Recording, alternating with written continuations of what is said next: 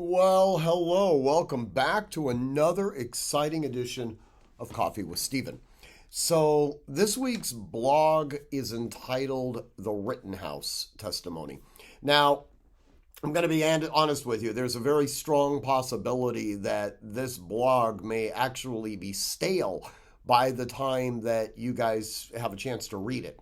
Last Wednesday to be specific, Kyle Rittenhouse took the stand to essentially to testify in his own defense. Something that, generally speaking, we as defense attorneys don't particularly like to allow our clients to do.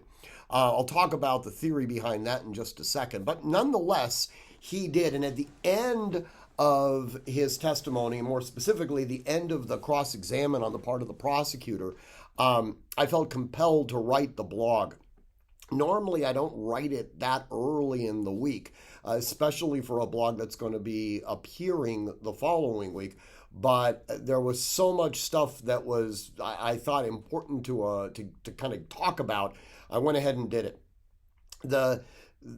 As I'm doing this video right now, the prosecutor is wrapping up with his closing arguments, which means the defense is going to be doing their closing arguments here in probably the next few minutes, and then it will be going to a jury. And by the time you read this, the jury may have actually already returned a verdict. We'll have to see. Hopefully, the jury is going to be returning a verdict of complete acquittal. I believe personally that Kyle Rittenhouse's actions that night were perfectly within the construct of self-defense. I think that, the trial itself should never have happened, in all candor. That notwithstanding, as I mentioned a little bit earlier, we don't like it when our clients take the stand to testify in their own defense. First and foremost, the Fifth Amendment to the Constitution specifically gives the empowerment to the individual not to have to testify for their own benefit. They have the right to be completely silent. This is sacrosanct, okay? More specifically, the state cannot, to the jury, make any sort of reference to the fact that the defendant has not made any statements and to the media or to anyone else. It is completely outside of the rules. And yet this prosecutor did just that, and something that could potentially result in a mistrial. Now, why would a client take the stand? Well, there's two very specific reasons. Pursuant to the rules of professional conduct, if a client demands to take the stand, then as defense counsel, we can't prevent them from doing so. We can advise them that we don't think it's a particularly good idea, but ultimately speaking, if they want to talk, we have to allow them to do so. In fact, if we don't, potentially we're guilty of malpractice.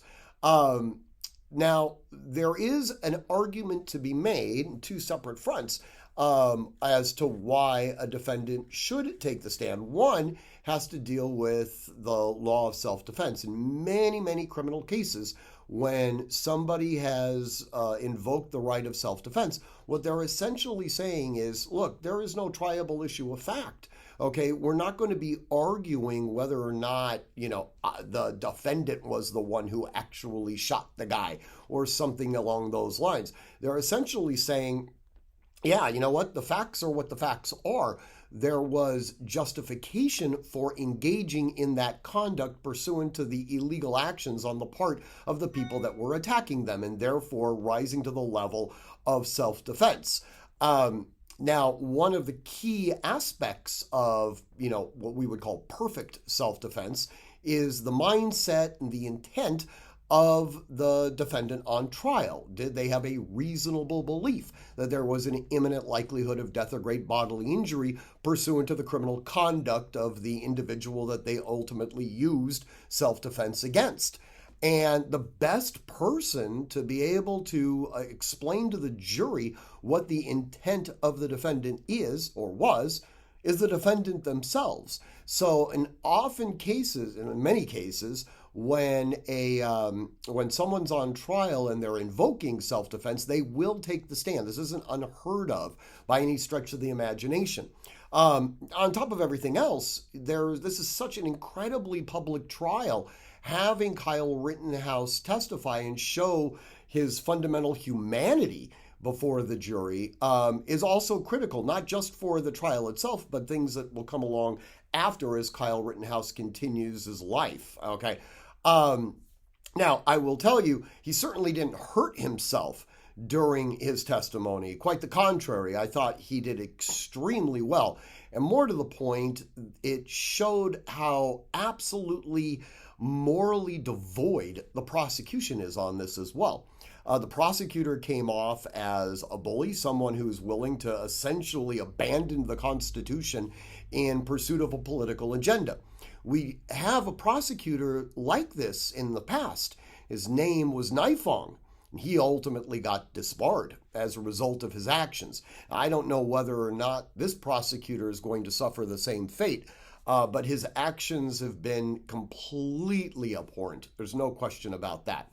Anyways, read the blog. Hopefully it will at least articulate sort of where I think this thing has been going. And we'll see. By the time you read it, you might actually already know how this trial ultimately concludes. Regardless, I want you to train constantly, train consistently, train repetitively, and train with purpose.